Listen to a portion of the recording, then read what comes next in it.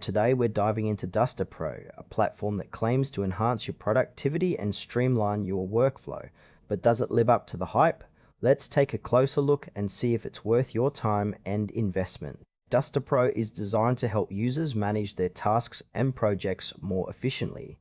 The interface is clean and user-friendly, which is a big plus for those who might not be tech-savvy. You can create tasks, set deadlines, and even collaborate with team members seamlessly.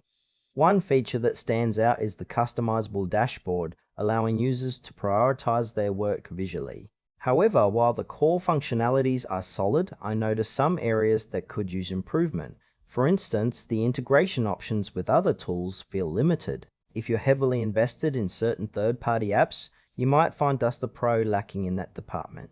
Additionally, the mobile experience isn't as robust as the desktop version, which could be a drawback for users on the go. Overall, it's a decent tool, but there are some gaps that need addressing for a more comprehensive experience. Now, let's talk about the pros and cons. On the positive side, DustaPro offers a clean interface and solid task management features, making it easy to get started.